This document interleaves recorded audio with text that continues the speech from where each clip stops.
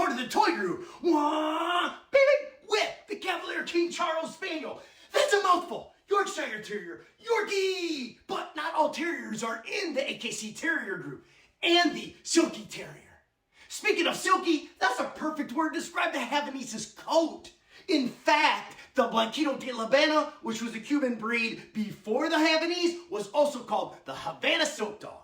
But let's back up. It seems I've gotten a little ahead of myself. Let's start with the first problem. Cuba didn't have any native dogs, so all the dogs in Cuba came from elsewhere. Can you guess? The most likely conquistadors that brought a dog to Cuba was one, the Italians, and two, the Spanish. And maybe both brought doggies along. We'll never know. The dog that was brought was a Bichon, which translates to small dog with curly hair.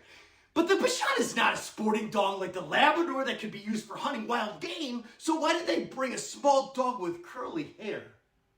Well, Cuba's natural resources include sugarcane, tobacco, fruits, and coffee, just to name a few. And the conquistadors sure would like to bring some of that back home and trade. But what could they trade that they could easily put on a ship? And with little practical value, a Bichon-type dog was given in trade to the Cuban aristocrats, and they named them the Blanquito de la Habana, or Havana Silk Dog. But the Blanquito de la Habana went extinct, or more likely they were frolicking around with the new dog breed of Cuba, the poodle. And probably by happenstance, the Havanese was born, literally. Cut to the 1958 Cuban Revolution was happening, and everybody wanted to get out of Cuba. And would you leave your dog behind? Heck no. And neither did a few Cuban families leaving. And thankfully they did too, because without their efforts and compassion, the Havanese would have gone extinct. The revolutionaries would kill the Havanese intentionally, like the communist revolutionaries did to the Shih Tzu, but widespread famine hastened the demise of the Havanese in Cuba.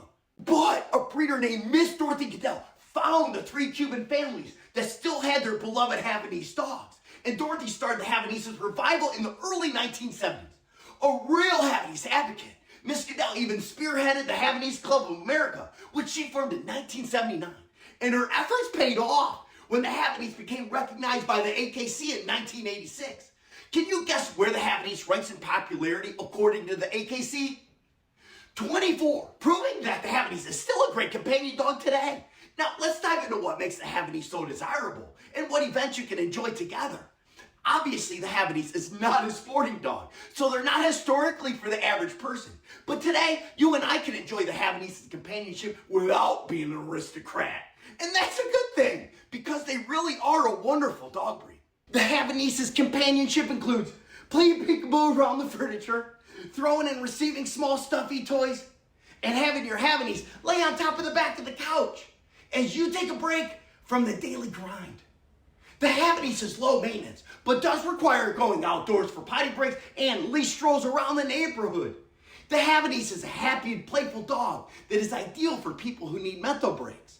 The Havanese requires minimal upkeep, such as grooming, nail clipping, and puppy training.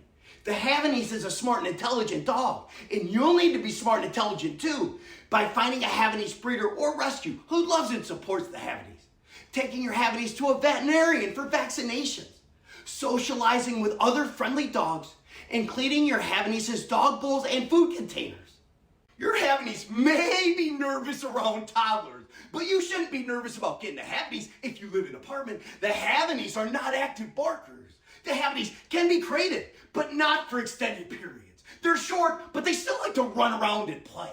You can also train them to use pee pads, but like you and I, going outside and getting some fresh air can do us all good. The Havanese is not aggressive. It only weighs 7 to 13 pounds, so gentle training is recommended. The Havanese are both fragile due to their small size and sturdy. A lot of fun.